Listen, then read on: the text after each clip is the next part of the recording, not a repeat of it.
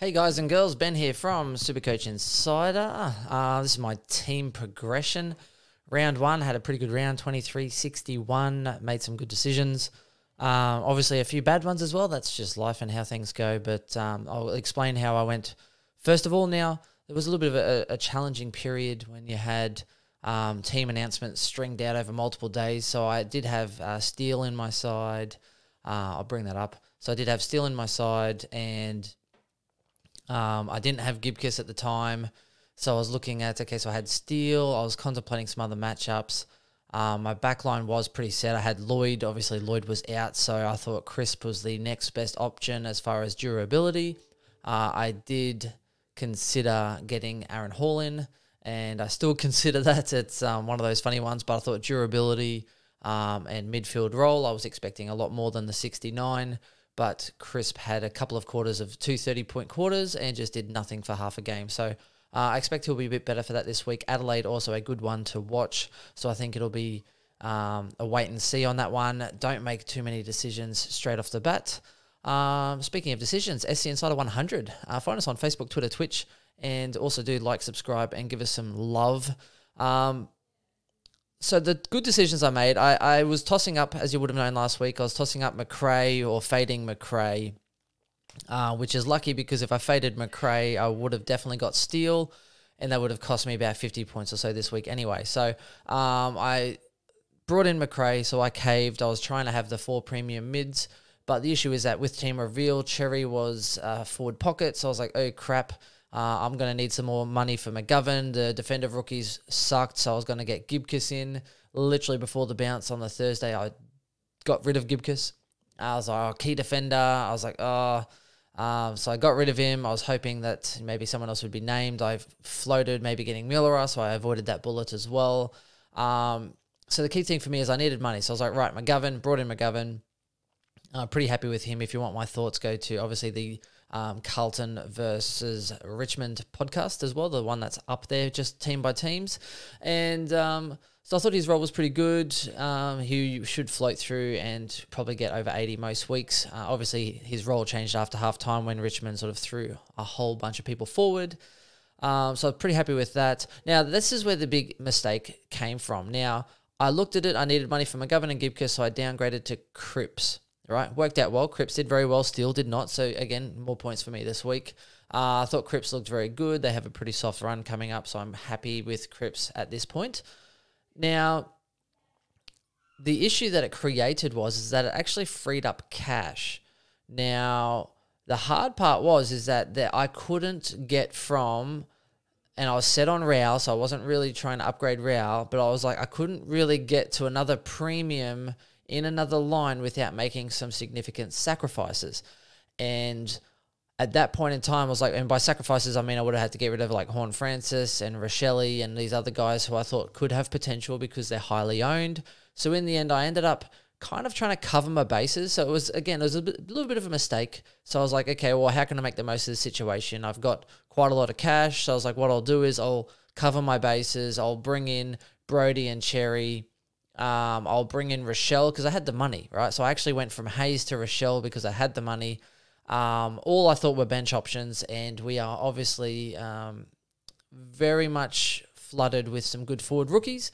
Durden and Hayes, Martin, just ones to sort of speak about. So basically I tried to cover my bases knowing that I'll probably have to make some corrections, particularly once sort of Hayes and stuff went well as well. I was like, okay, well, I'm not going to put a 102k player on the bench here. I might as well just go with a few of those people at the price point and then know I'll make a correction trade and then use that money to free up some aggressive trades later on. So I'm not too upset with my team. I'm hoping Bruce plays. Bruce, if he doesn't or whatever, then he could easily become Hayes and free up 100,000 there as well. Tommy English, I thought his role was good. He won't get that many free kicks each week, but he is playing up against some pretty soft rucks coming up as well. And I think he was impressive enough as a number 1 getting around the ground. So I'm pretty happy with English becoming around that top 6 forward eventually. So pretty happy there. So this is my thoughts though. Now I'm not going to really trade this week. It looks like Berry, so Michael Whiting came out saying Berry will play this weekend. It looks like he's fine. Probably just copped a bit of a stinger on the shoulder. Berry was on like 68 in the second quarter, was killing it, and then literally fell away and scored like nothing in the third and -1 in the fourth. So I think he'll be better for the run, and he won't fall away like that all the time. And he looked good enough in the first half that I'm happy to keep him. I still think he'll bang out some 80s to 100 and go up in price. So I'm happy to kind of keep him there for now. It is tempting to look at Lipinski. Obviously had a good round. He's about 100,000 more or 90,000 more than Berry. So it is an option. The issue I'm going to have, though, is I've got to correct at least Martin and Hayes coming into my side. Martin, the one for me, if you really have an injury or you have an issue, then Martin for me, for Essendon, would be the first one to come in because Tipper's a month away. Langford's gone down. They have good security for him. Hayes, I'd wait a week until he's named for his third, just because Paddy Ryder's back around the fold at the moment. So he might get played VFL this week and manage his minutes and see how he goes. He might come back into that fold. And I just want to see how that lineup works with Ryder in the team, because as good as Hayes was, they might actually favour Ryder and Marshall instead of them, especially if they win games. But again, McHenry, not Easton Wood, and some of the other, I can't even think of his name at the moment, some of the other Saints forwards could also be at risk as well. But again, they don't want to go too tall. We saw North Melbourne try to play 3 rucks and it worked out horribly. So it'll be about balance, and I am still worried about Hayes, but what a debut. If he plays 3 games, I'm getting him just because he'll play a 4th and a 5th at some stage this year and make you some big coin, and provides that swing or loophole option in that ruck as well. Very, very good option. Now, Cherry for me, I thought did enough. I think it'll be better once I get rid of CCJ as well, and it'll just mean that I think he'll get even more, probably, minutes. So I think he was on the bench a bit more because they worked out they had CCJ. They were too tall, so I think it was like Cherry on the bench and CCJ on the field, and then they kind of switched a little bit because they were getting absolutely exposed with the tall forward line. So I think he should improve. Number 1 ruck, I still see him going 80 plus, making plenty of coin. Brody spent a lot of time on the bench, 20 minutes in the fourth quarter, so I am concerned. Coach rates him though, and he scores well when he's on the field, and the coach rates him and says he's going to do a lot for us, and a lot of the work wasn't going noticed. Like, he was working harder than people give him credit for. So I think he's definitely someone as well who could do well, but the time on bench is a big issue. Happened in Amy series, happened again first round. So if anything, Brody's probably one on the chopping block for me. What I would be considering is really trying to make some assault. Not this week. I'd rather use a trade boost next week if I can. And yes, I know you only get 5 trade boosts, but number 1, you save a trade this week, so that way it kind of balances out anyway if you don't trade this week.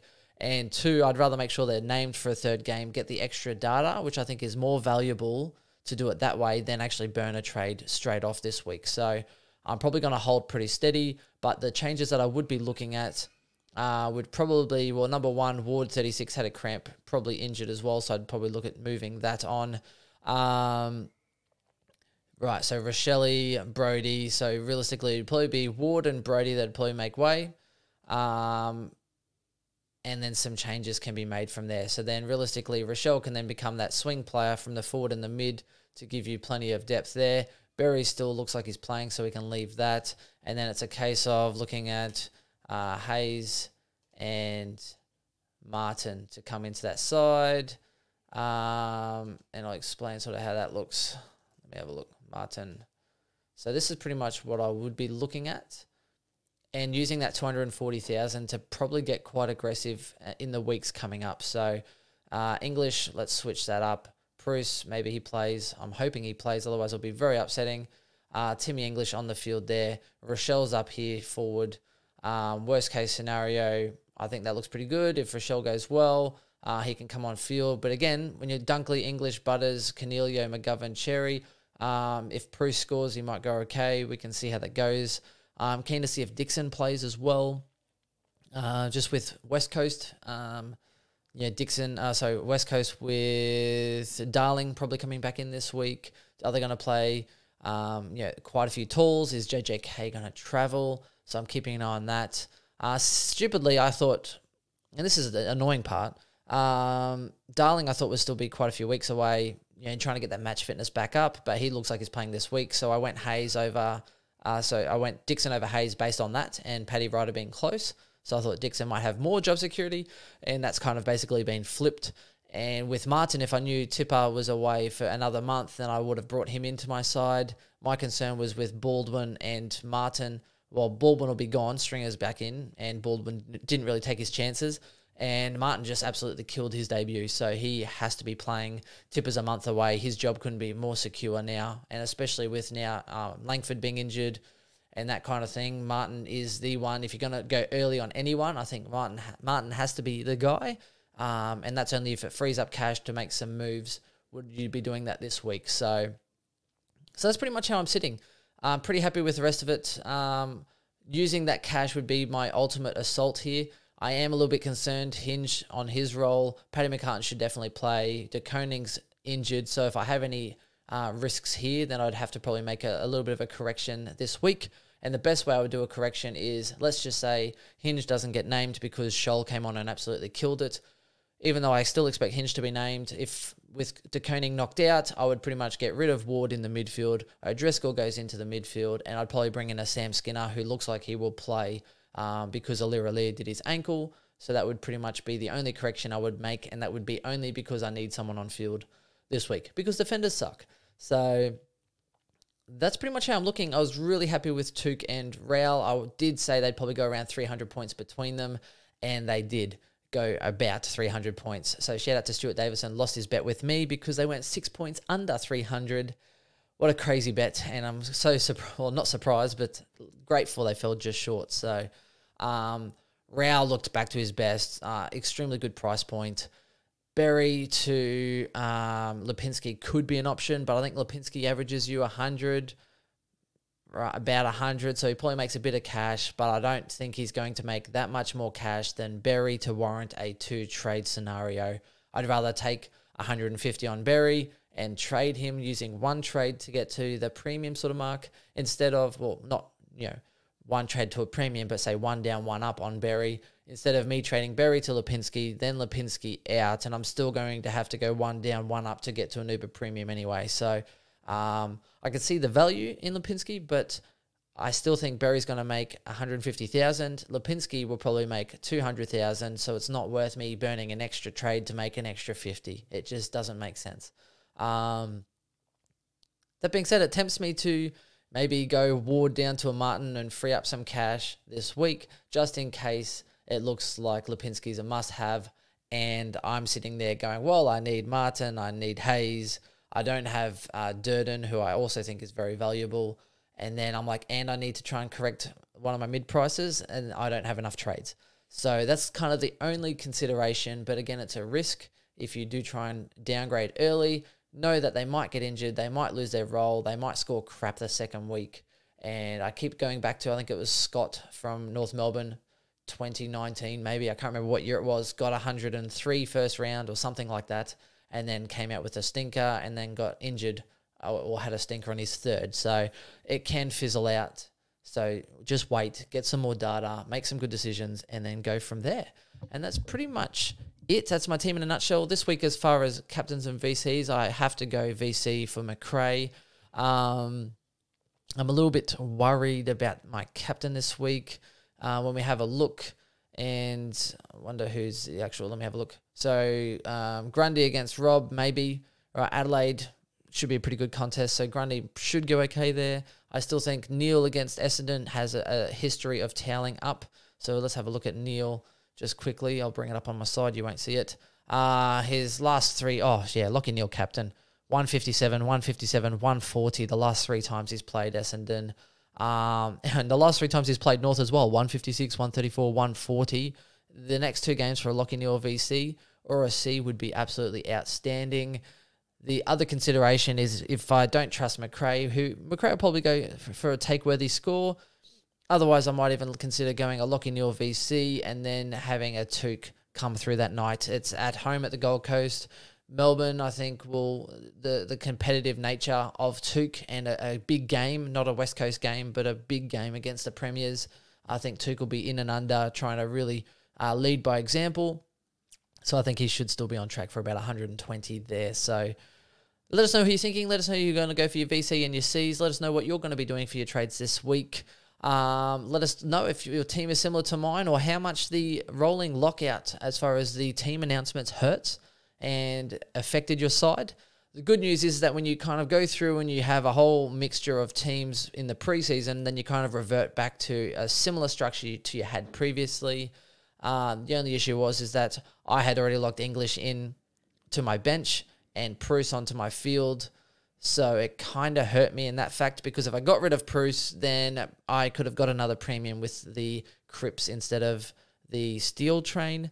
So basically, that's what hurt me. That affected my structure. Having Bruce English as an emergency off the bench so I could take and use a captaincy option with Bruce hurt me last week. So it is what it is, and I'll look to use that 242k when I get it quite aggressively. I'll be looking at probably a Berry once he kind of goes up in price, or a Hinge or a McCartan, and really just trying to make some moves nice and early. And between that sort of round 6 to round 10 mark, I'd be trying to use some trade boosts, get some cash, try and get some extra premiums before a lot of other people, and then using it aggressively that way. And that's where all these extra mid prices comes in. Look for a rookie, down, up, premium. Let's go. Super happy with my bench cover at the moment. Rochelle, I think, will be great. DeConing, I think, will have some great potential in the future as well. Obviously knocked out, so I won't play this week, but the coach rates him, and I think he'll chip away for some 60s. He was on track for a 60, didn't get it because he got knocked out. But anyway, that's my side. Let me know what you think, and I'll see you again next time. Bye.